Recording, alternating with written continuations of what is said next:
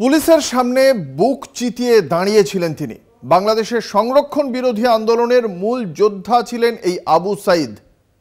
আন্দোলনকে ছত্রভঙ্গ করতে রাবার বুলেটে ছুঁড়ে দেয় পুলিশ এবং সেই একাধিকবার আবুর শরীরে আঘাত করতে থাকে সেই রাবার বুলেট। খুব কাছ থেকে রাবার বুলেট শরীরে লাগায় মৃত্যু হয় এই আবু সাইদের, এমনটাই দাবি করছেন এই আন্দোলনকারীরা। এরকমভাবেই রাবার বুলেট একের পর এক তার শরীরে লাগার পরেই তার মৃত্যু হয়েছে। পুলিশের সামনে বুক চিতিয়ে দাঁড়িয়ে পড়া সেই ছবি এই মুহূর্তে ভাইরাল হয়ে গিয়েছে সমস্ত নেট মাধ্যম জুড়ে। আপনারাও দেখতে পাচ্ছেন সেই ছবি, নেট দুনিয়ায় এই ছবি ভাইরাল হয়ে গিয়েছে।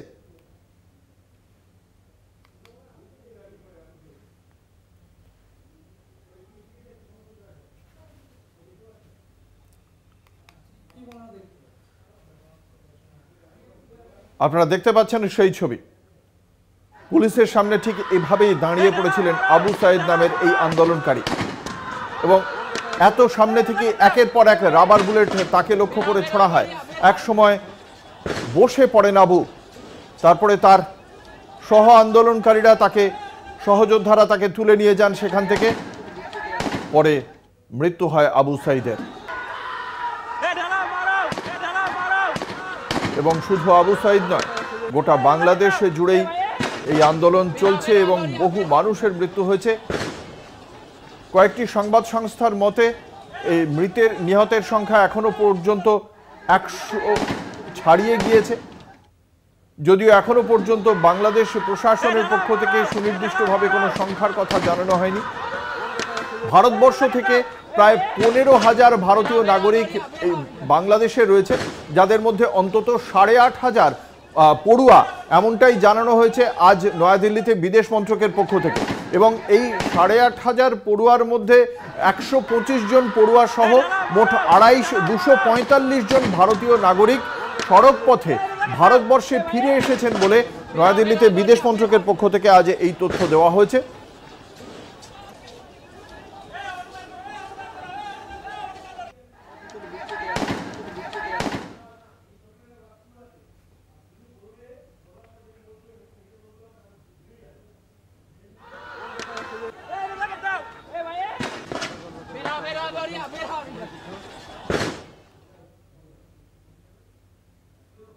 কোটা আন্দোলনে রাশ টানতেই কারফিউ জারি করেছে বাংলাদেশের সরকার।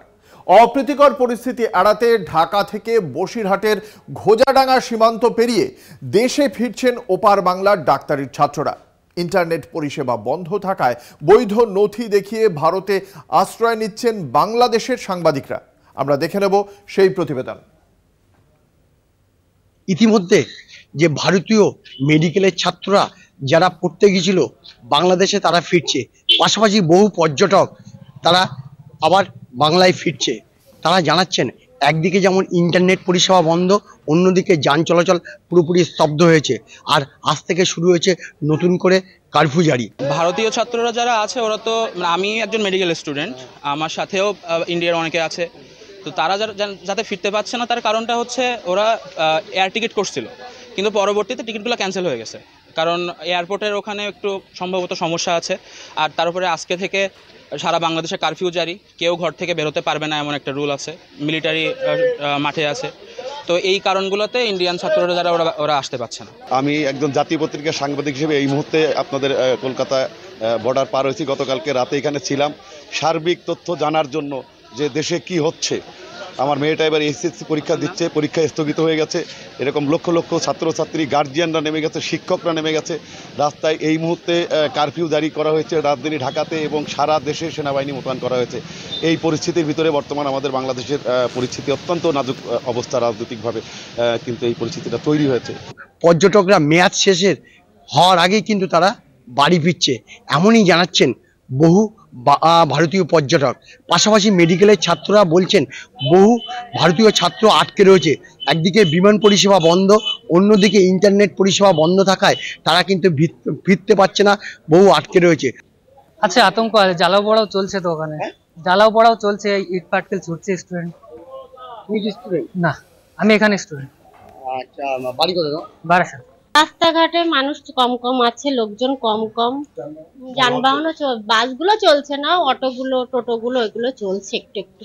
আমরা ওইদিকে মানুষের মধ্যে অতটা বোঝা যাচ্ছে না, শহর কেন্দ্রিক কিছু হতে পারে, কিন্তু শহরের দিক তো আমি যাইনি, আমি সেটা বলতে পারবো না কিছু। বসিরহাটের ঘোড়াডাঙ্গা সীমান্ত থেকে সঞ্জিত চক্রবর্তী, কলকাতা টিভি।